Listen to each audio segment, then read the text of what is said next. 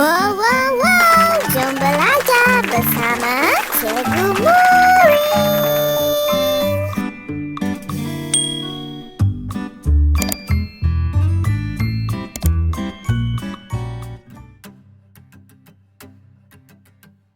Hai, selamat datang ke kelas Pendidikan Jasmani dan Pendidikan Kesehatan PJPK untuk kelas KSSM Pendidikan Khas Tingkatan 5.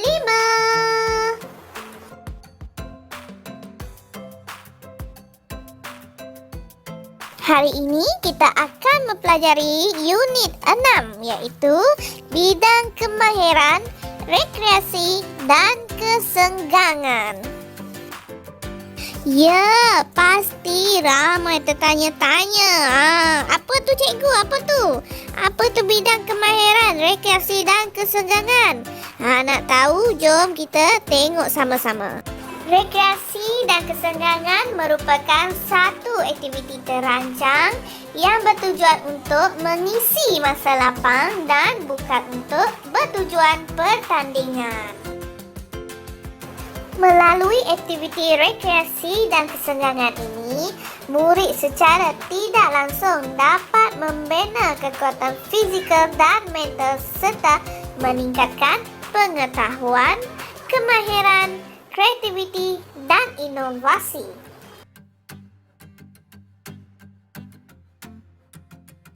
Dalam tajuk hari ini, cikgu akan memperkenalkan kepada kamu iaitu aktiviti Eco Challenge. Nak tahu apa itu Eco Challenge? Jom kita tengok dan belajar sama-sama. Boleh?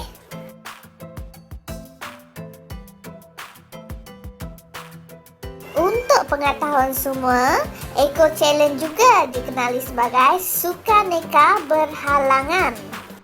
Sukaneka merupakan sukan pelbagai jenis yang amat diminati dan popular dalam kalangan masyarakat.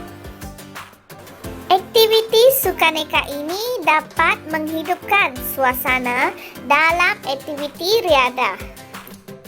Aktiviti sukaneka juga dapat memberikan impak yang positif kepada murid dari aspek pembinaan sosial budaya, persekitaran dan kesihatan yang baik.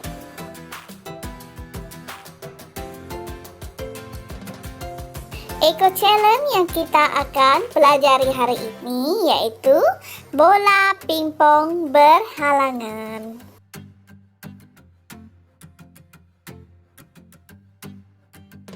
Jom kita lihat cara bermainnya pula. Yang pertama, murid dibahagikan kepada 2 kumpulan. Murid kemudian dikenaki membawa bola pingpong di dalam sudu menggunakan mulut dari garisan permulaan ke baldi yang telah diletakkan di hadapan. Untuk murid sampai ke baldi, terdapat 2 halangan yang akan ditempuhi.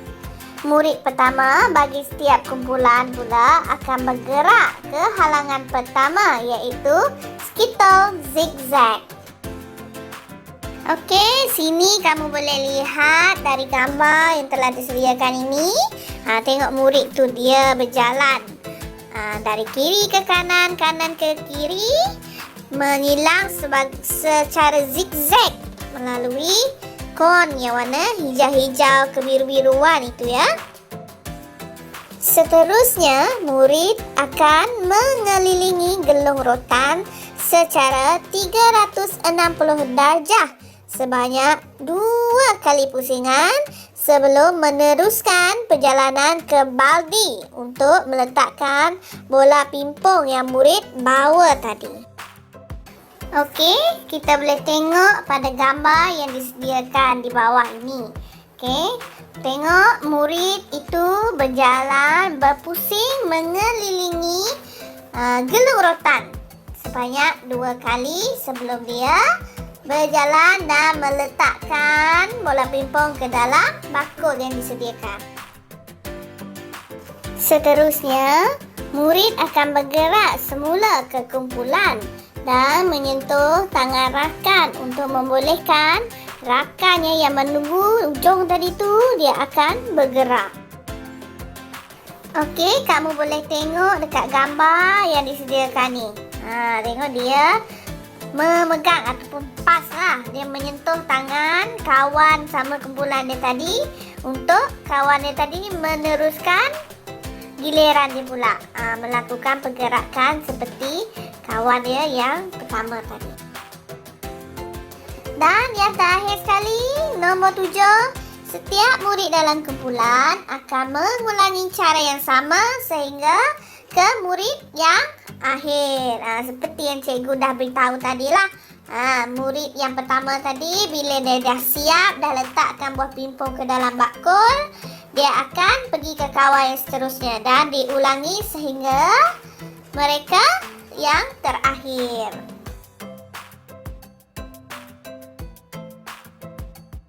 Jom kita tengok syarat permainan ni pula ya. Pasti ada yang bertanya, bolehkah murid bergerak sesuka hati? Jawapannya, murid dilarang bergerak melepasi garisan permulaan selagi tangan mereka belum disentuh rakannya dalam kumpulan. Maksud dia tak boleh bergeraklah sesuka hati. Kena tunggu kawan yang lepas dulu, pulang balik dan menyentuh tangan baru boleh bergerak. Tapi macam mana kalau bola pimpong tu jatuh pula? Semasa murid tu bawa dia nak pergi ke bakul tu tadi. Apa yang perlu murid tu lakukan?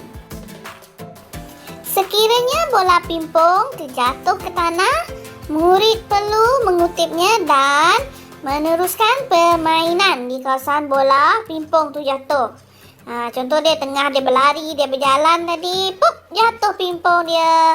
Jadi dia kena kutip dan mula balik di tempat bola tu jatuh tadi. Mesti tertanya-tanya. Cikgu, macam mana nak tahu kumpulan mana yang menang? Macam mana nak tahu pemenang? Kumpulan yang sampai dulu di garisan penamat akan dikira sebagai pemenang.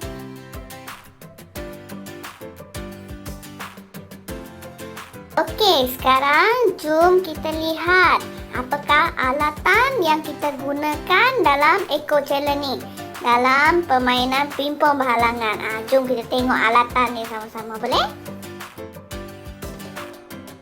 Okey, alatan pertama yang kita perlukan. Benda ni, apa benda ni? Ini adalah sudu plastik yang kita boleh beli banyak-banyak satu bungkus tu. Ini benda pertama untuk membawa bola pimpong tu. Apa lagi alatan dia? Ini adalah alatan utama kita akan bawa nanti. Bola pimpong. Ya, bola pimpong. Okey, apa lagi? Kita ada baldi ataupun boleh juga kita tukar dengan bakul macam ni untuk meletak bola pimpong yang kamu bawa nanti. Yang ini pula apa? Okey, nama ini adalah masking tape. Kegunaan dia untuk kita membuat garisan supaya peserta boleh berdiri di belakang garisan sebelum memulakan permainan.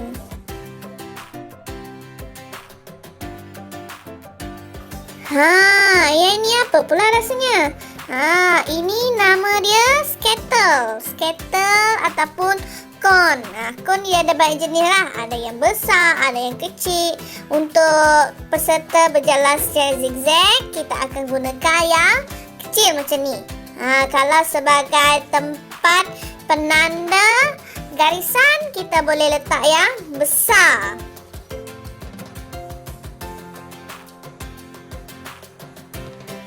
Dan yang seterusnya, gambar ini. Apa benda ni? Okey, nama ini adalah gelung rotan. Apa kegunaan gelung rotan ni rasa-rasanya? Ingat lagi tak permainan ni macam mana tadi? Lepas dia berjalan secara zigzag, kita akan membuat bulatan, betul tak? Bulatan sebanyak 2 kali dengan membawa bola pempong tu. Gelung rotan ni kita hanya letak satu sahaja. Lepas tu murid akan berpusing sebanyak 2 kali di tepi gelung rotan ini.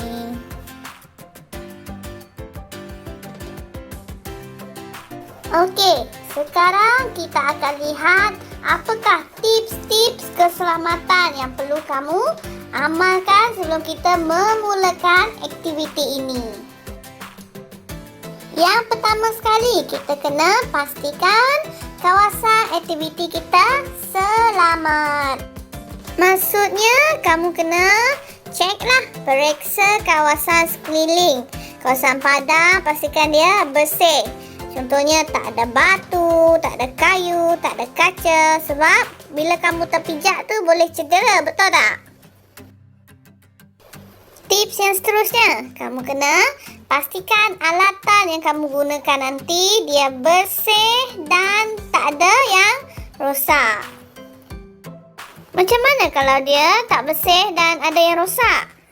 Kalau dia tak bersih, kamu kena pastikan dibersihkan dahulu sebelum kamu gunakan. Dan tengok kalau ada yang rosak, kamu kena tukar, ganti dan gunakan, ambil yang baru. Jangan gunakan yang dah lama, yang dah rosak tu. Sebab bila kamu guna yang dah rosak, dia juga boleh mencederakan kamu. Dan yang terakhir, kamu kena pastikan, kena tahu jarak yang sesuai di antara satu kumpulan dengan kumpulan yang lain. Ini bagi mengelakkan kumpulan itu bertembur antara satu sama lain.